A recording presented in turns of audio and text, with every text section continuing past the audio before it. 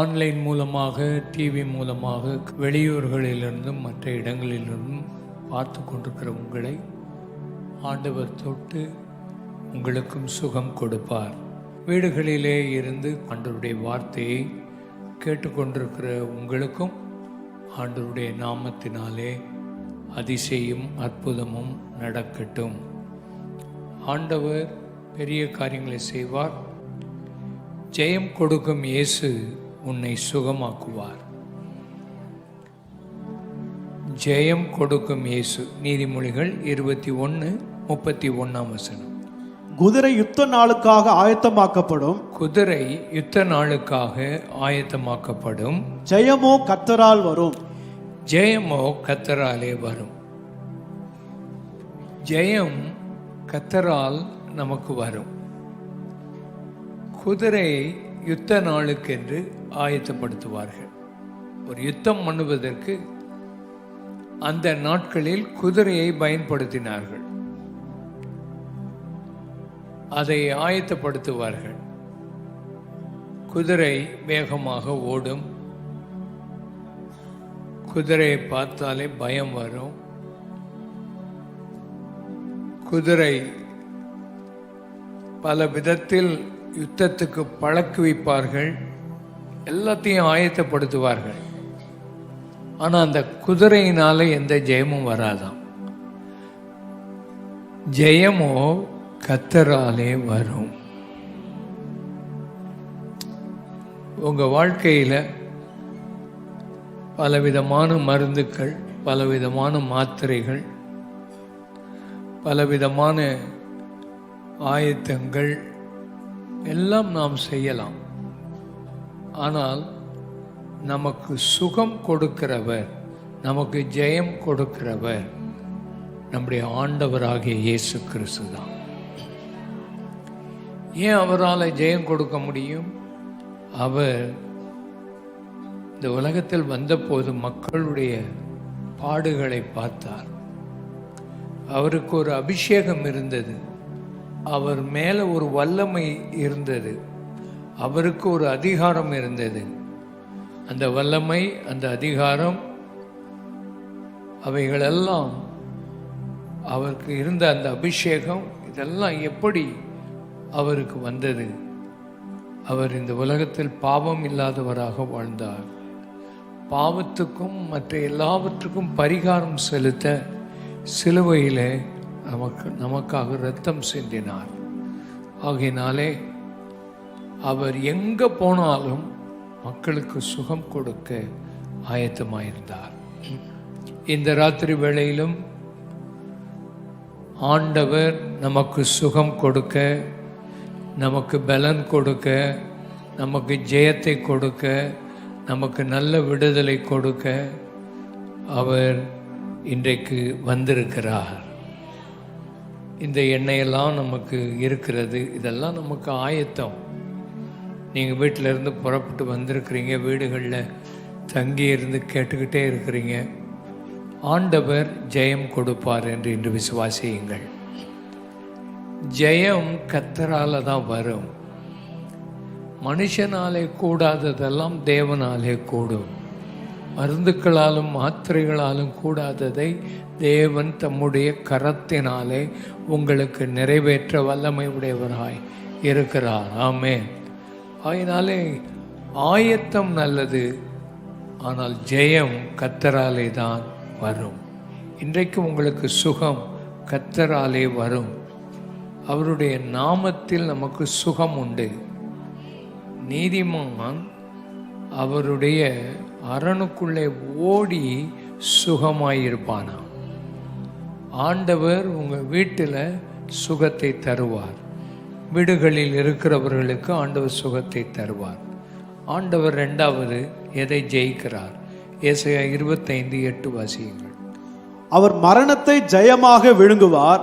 அவர் மரணத்தை ஜெயமாக விழுங்குவார். கர்த்தராகிய தேவன் எல்லா முகங்களிலும் இருந்து கண்ணீரை துடைத்து தமது ஜனத்தின் நிந்தையை பூமியில் இராதபடிக்கு முற்றிலும் நீக்கி விடுவார். முற்றிலும் நீக்கி விடுவார். கர்த்தரே இதை சொன்னார். கர்த்தரே இதை சொன்னார். அவர் மரணத்தை ஜெயமாக விளங்குகிறவர். இந்த உலகத்தில் மனுஷனுக்கு ஏற்படுகிற மகா பயங்கரமான கசப்பான அனுபவம் மரணம். மரணம் வந்து மனிதனுக்கு நிந்தையை கொண்டு வரும், அது வேதனையை கொண்டு வரும். மரணத்தை போல வலிமையானது இந்த உலகத்தில் வேறு ஒன்றும் இல்லை. ஆனால் ஆண்டவர் மரணத்தை ஜெயமாக விழுங்கிவிட்டார். எப்போ அவர் மரணத்தை ஜெயமாக விழுங்கினார்? அவர் உயிரோடு எழும்பின போது.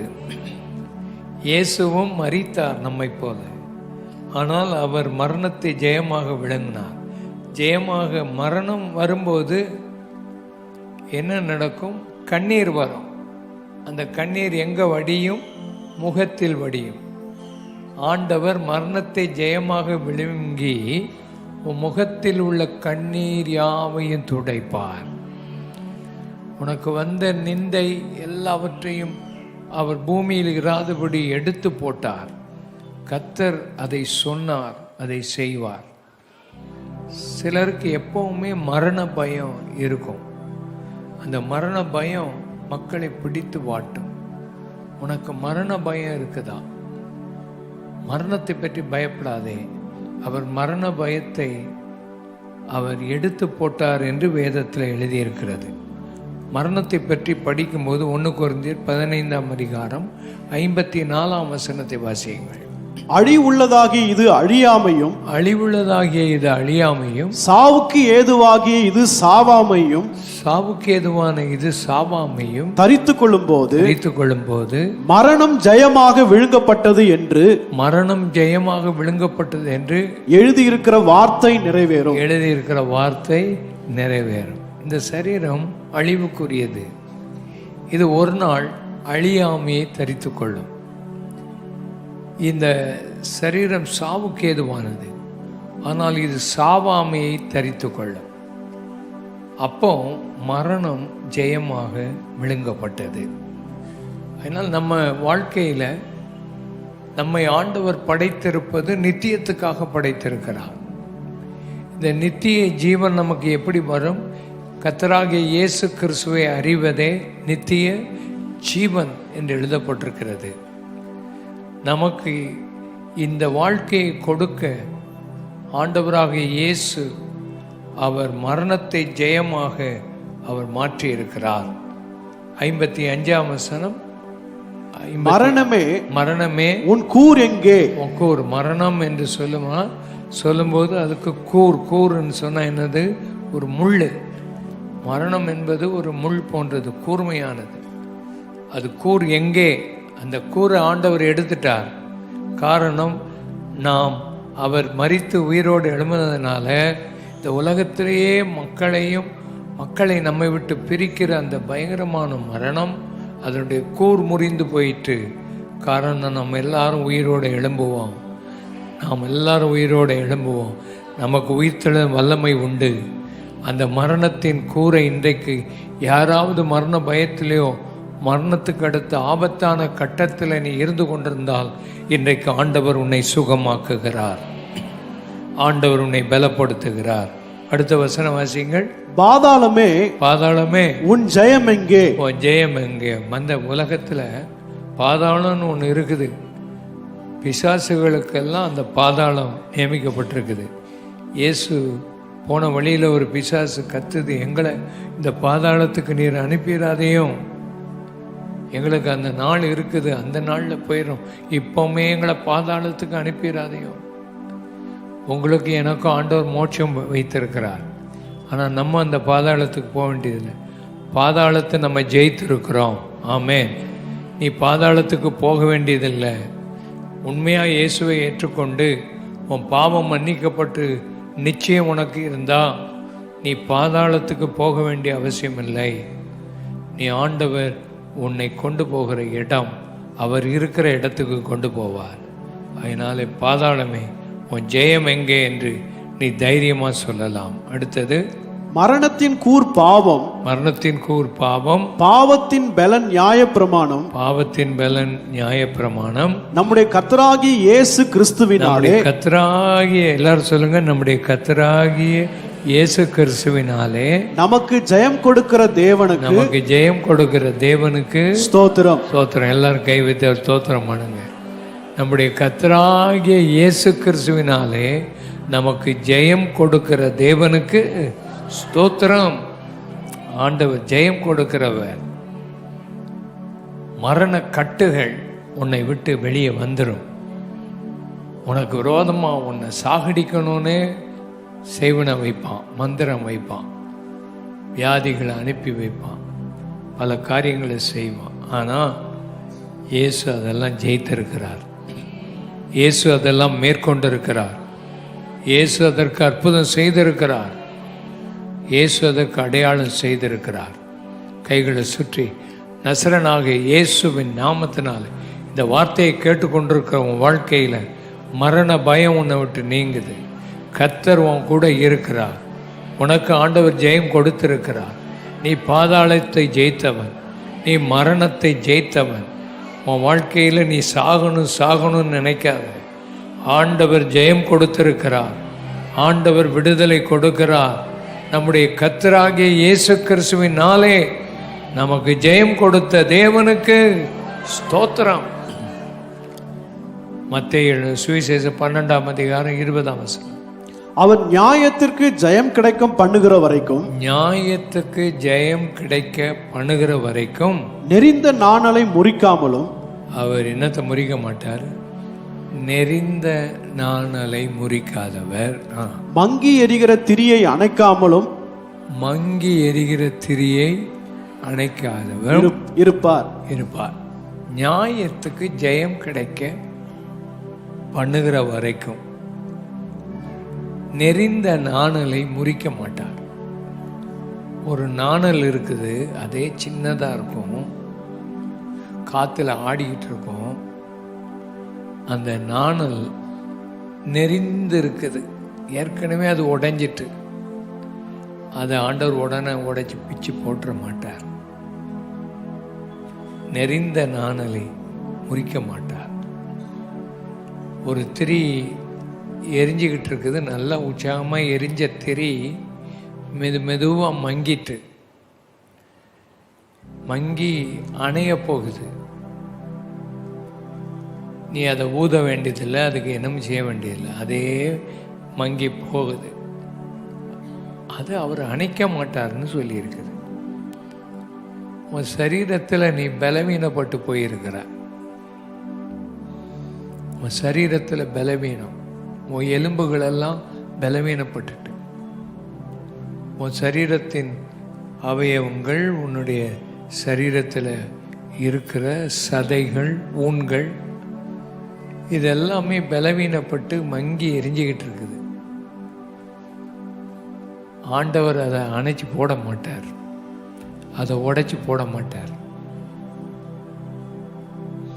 ஆண்டவர் அற்புதம் உனக்கு செய்வார், உனக்கு ஜெயம் கொடுப்பார், நியாயம் செய்வார். உனக்கு கை உயர்த்தி உனக்கு நியாயம் செய்வார். உனக்கு உதவி செய்கிறதுக்கு யாரும் இல்லை, உன்னை கவனிக்க யாரும் இல்லை. உன்னை ஆஸ்பத்திரிக்கு கூட்டிகிட்டு போகிறதுக்கோ, எந்த டாக்டர்கள், எந்த ஆஸ்பத்திரி போகணும்? நல்ல ஆஸ்பத்திரிக்கெல்லாம் போக முடியாது. போன உடனே ஒரு ஊசி போடுற இடத்துல 10 ஊசி போடுவோம்.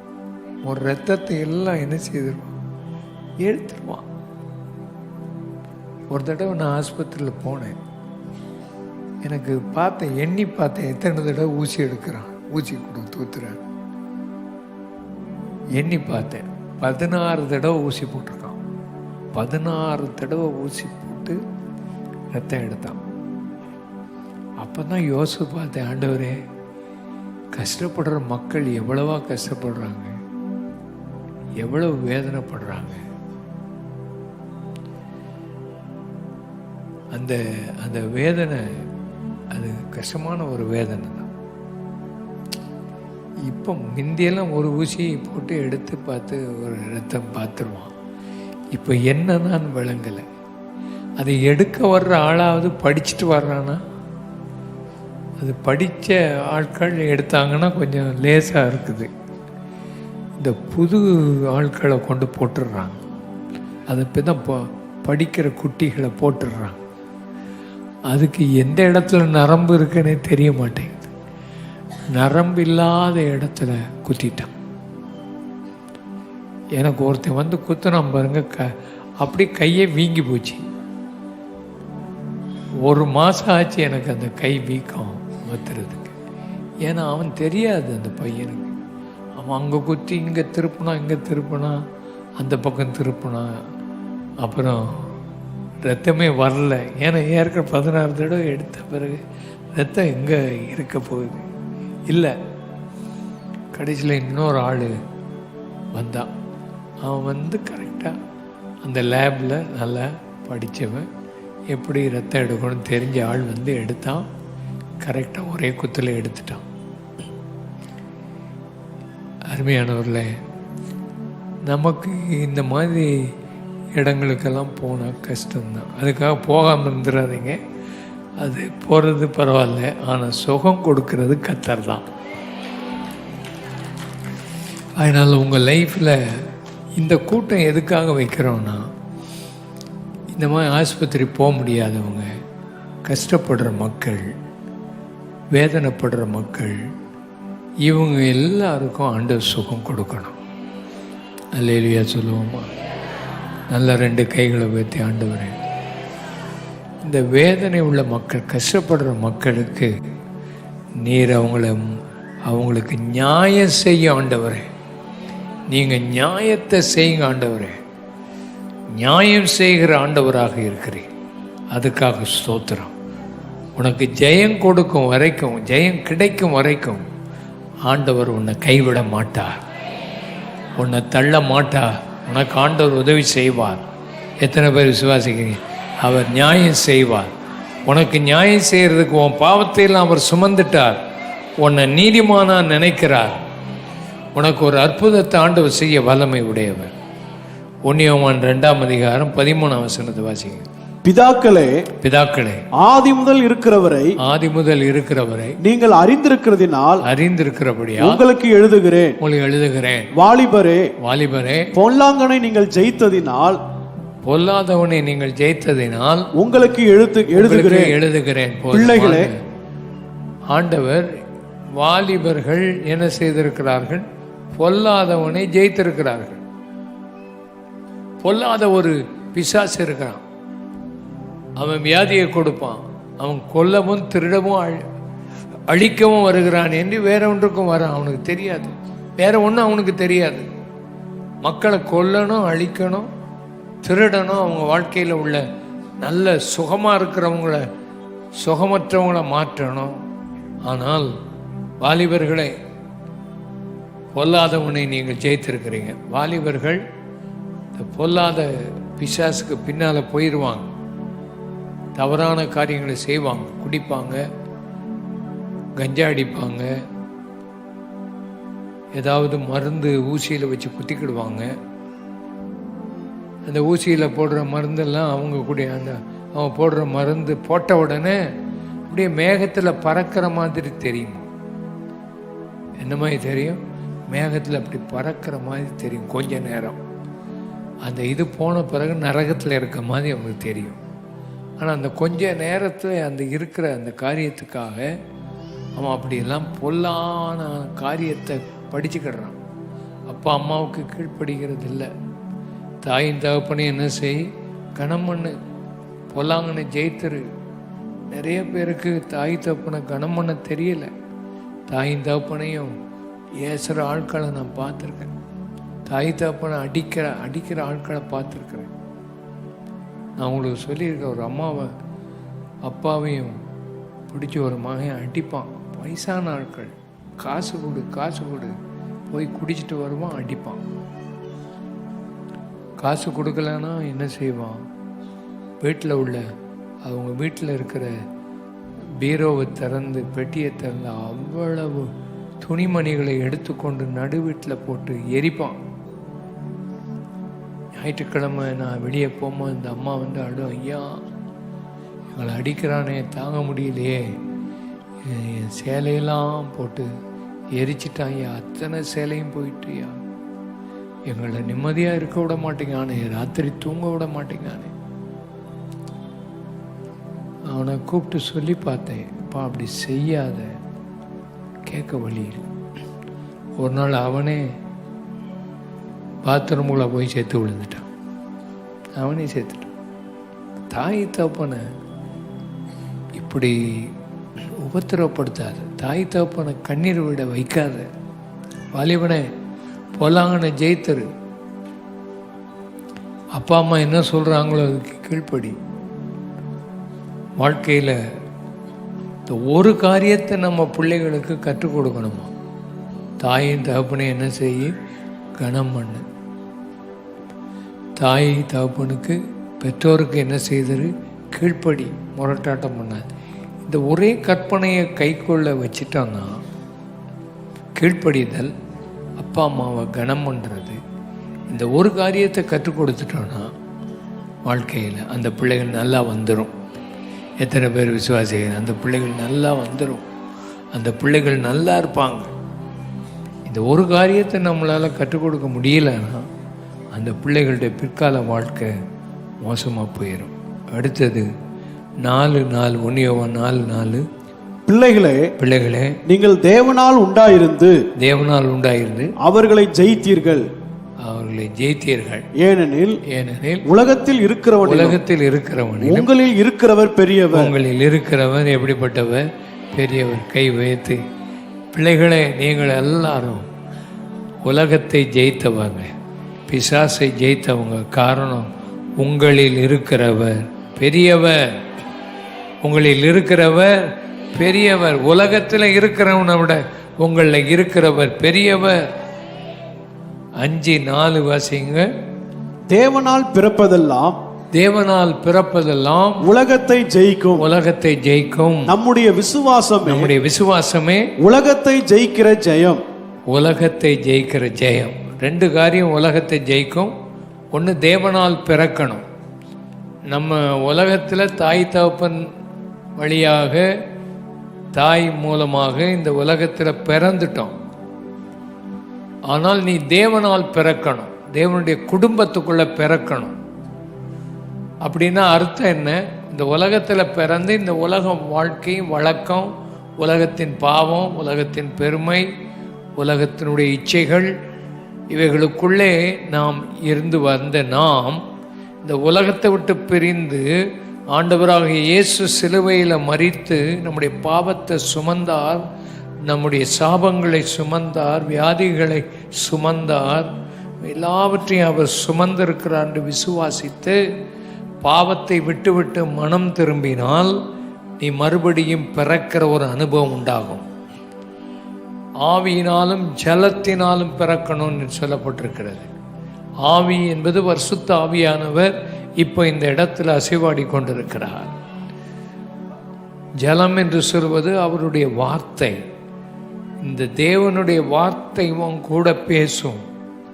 உன் இருதயம் கடினப்பட்டு இருந்தால் தேவனுடைய வார்த்தை ஆவியானவரை கொண்டு பேசும்போது உன் உள்ளம் ஒப்பு கொடுக்கும். அதுதான் மறுபடியும் பிறப்பது. உன் மனசு மாறிடும், உன் ஆவி மாறிடும், உன் வாழ்க்கையில் உன் குணம் மாறிடும்.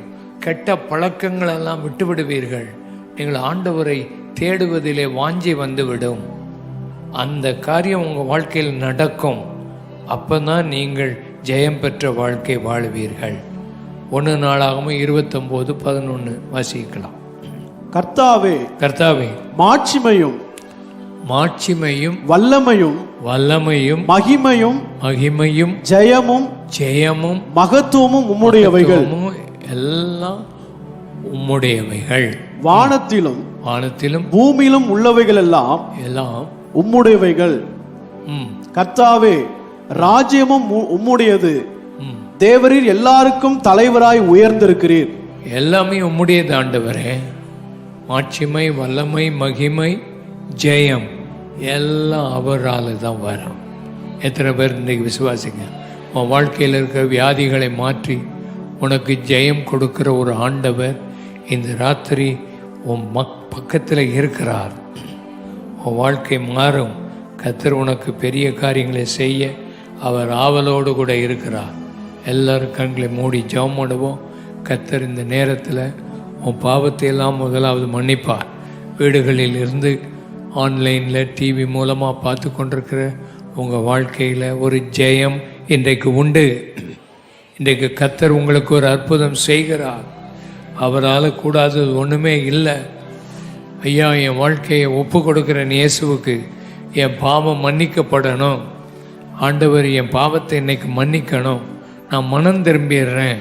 என் பழைய வழிகளை நான் விட்டுடுறேன். இயேசு என் உள்ளத்தில் வந்து எனக்கு ஜெயம் கொடுக்கணும். முதலாவது உன் வாழ்க்கையில் பாவத்திலிருந்து விடுதலை பெற்று ஜெயம் கிடைக்கணும். உனக்கு பாவத்தில் விழுந்து விழுந்து கிடக்கிற உனக்கு ஒரு வெற்றி வரணும். கர்த்தர் அற்புதம் செய்யணும், அடையாளத்தை செய்யணும். ஐயா, எனக்கு அந்த பாவம் மன்னிப்பு வரணும். ஆண்டவர் எனக்கு உண்மையாகவே இன்றைக்கு பாவத்திலிருந்து மன்னிப்பு கொடுத்து ரட்சிக்கப்பட்டு ஜெயம் எனக்கு வரணும். அது எனக்கு வந்தால் என் வாழ்க்கை ஆண்டவர் மாற்றி அமைப்பார். எனக்காக வேண்டிக் கொள்ளுங்கள் என்று சொல்லுகிறவர்கள் கை வைத்து காண்பீங்கள். எங்கே இருந்தாலும் சீக்கிரம் எங்கே இருந்தாலும் கை வைத்து காண்பீங்கள்.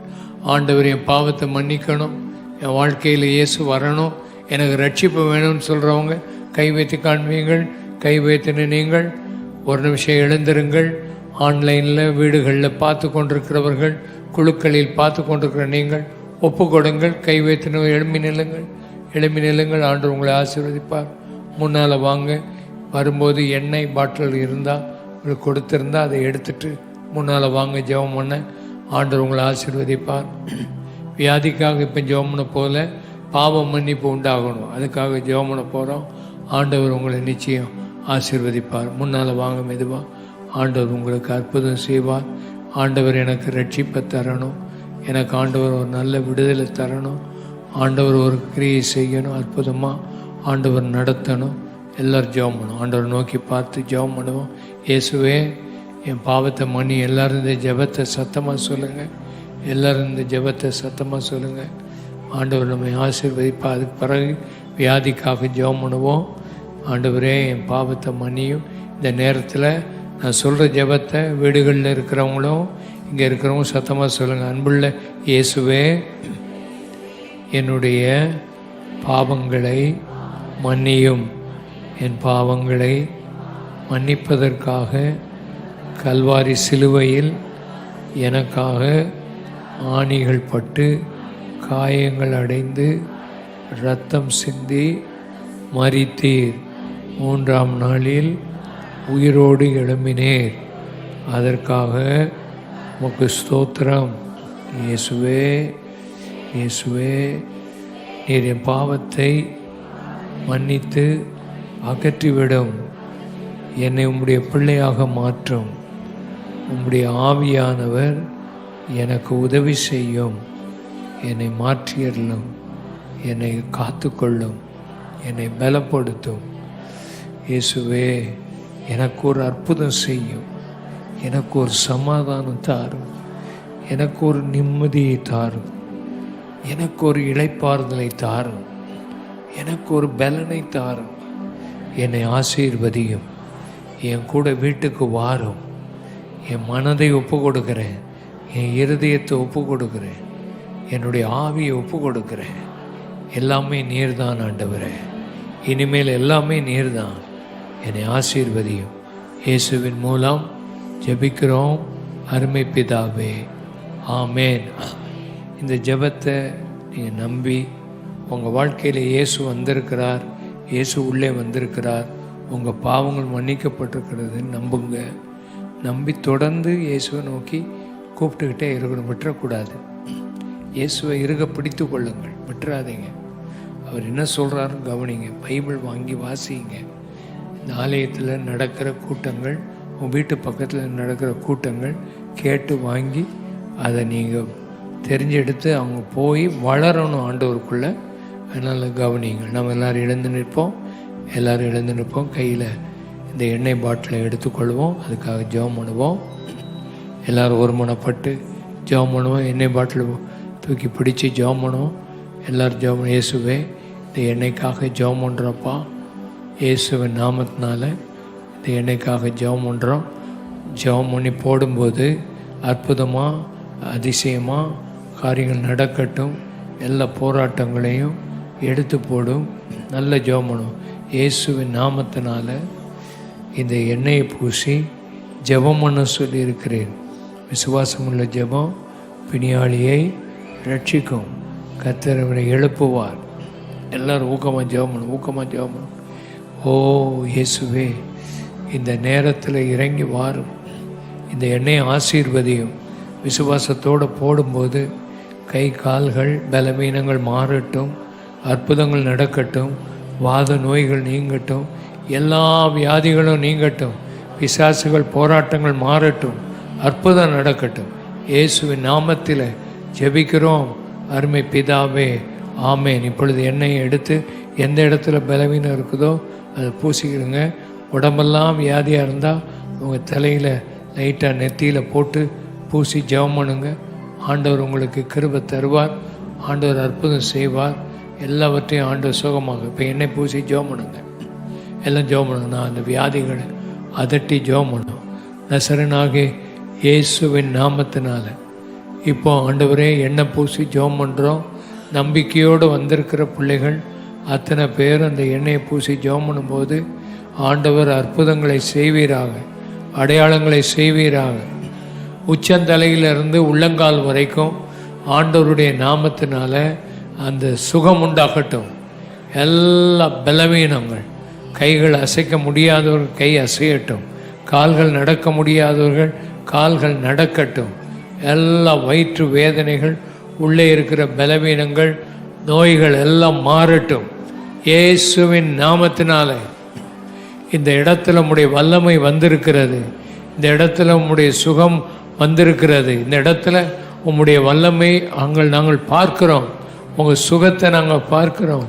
விசுவாசத்தை நாங்கள் பார்க்கிறோம். விசுவாசிக்கிற அத்தனை பேருக்கும் நல்ல சுகம் உண்டாகட்டும். ஆண்டவரே, எழும்பி நடக்க முடியாத எழுந்து நடக்கட்டும். கைகள் தூக்க முடியாதவர்கள் கைகள் தூக்கட்டும். கழுத்து நரம்புகளை தொட்டு சுகமாக்கும். முதுகு எலும்பில் இருக்கிற எல்லா பிரச்சனைகளையும் மாற்றிவிடும்படி ஜெபிக்கிறோம். நரம்புகள், தசைகள், ஊன்களை தொட்டு சுகமாக்கும். செவிட்டு காதுகள் திறக்கட்டும். திறக்கட்டும் இயேசு நாமத்தினாலே. ஊமைகள் பேசட்டும். பேச முடியாத பிள்ளைகள் பேசட்டும் இயேசு நாமத்தினாலே. இயேசுவின் நாமத்தினாலே கர்த்தாவே, எல்லா வேதனைகள், சரீரத்தில் இருக்கிற வேதனைகள் அத்தனையும் மாறும்படி நாங்கள் ஜெபிக்கிறோம்.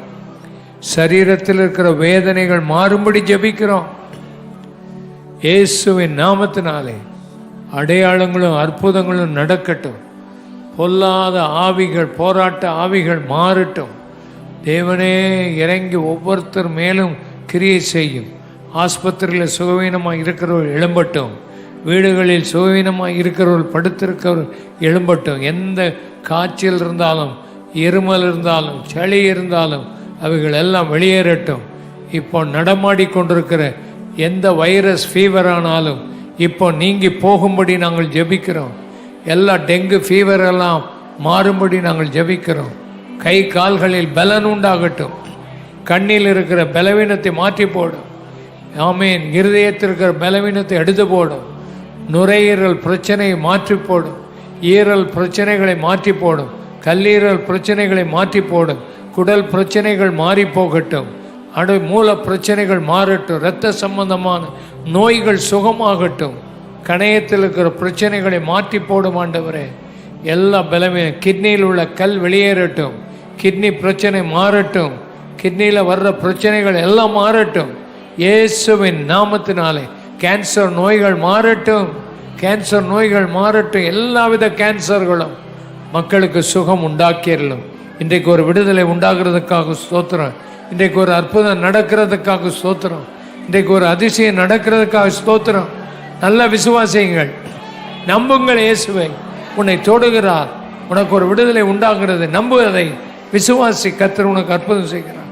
நாங்கள் சொல்லாத எந்த வியாதிகள் இருந்தாலும் உடைய பிள்ளைகளுக்கு சுகம் உண்டாகட்டும்ப்பா. குணம் உண்டாகட்டும். அற்புதங்கள், அடையாளங்கள் நடக்கட்டும். பெரிய காரியங்களை செய்யும். 2 கைகளை வைத்து கர்த்தரை துதிப்போம். ஆண்டவரே, நீர் கொடுத்த சுகத்துக்காக, பலனுக்காக, விடுதலைக்காக உமக்கு ஸ்தோத்திரம் செலுத்துகிறோம். ஆண்டவருடைய நாமம் மைமைப்பட்டதுக்காக ஸ்தோத்திரம். பயப்படாத, கர்த்தர் உனக்கு சுகம் கொடுத்துட்டார். உன் பிள்ளைக்கு சுகம் கொடுத்துருக்கா, குழந்தைகளுக்கு சுகம் கொடுத்துருக்கிறார். குழந்தை பாக்கியம் இல்லாத குழந்தை பாக்கியம் கொடுக்கிறார். ஆண்டவர் அற்புதம் செய்கிறார். திருமண காரியங்கள் உன் வீட்டில் நல்லா நடக்கும். விசுவாசி உன் வேலை விஷயத்தில் அற்புதம் செய்கிறார். ஆண்டவர் உனக்கு உதவி செய்திருக்கிறார். நல்ல தோத்திரம் பண்ணுங்க ஆண்டவருக்கு, நல்ல தோத்திரம். ஆண்டவரே, உமக்கு தோத்திரம், உமக்கு தோத்திரம், உமக்கு நன்றி, உமக்கு மகிமை, உமக்கு கனம் உண்டாகட்டும். அல்லேலூயா.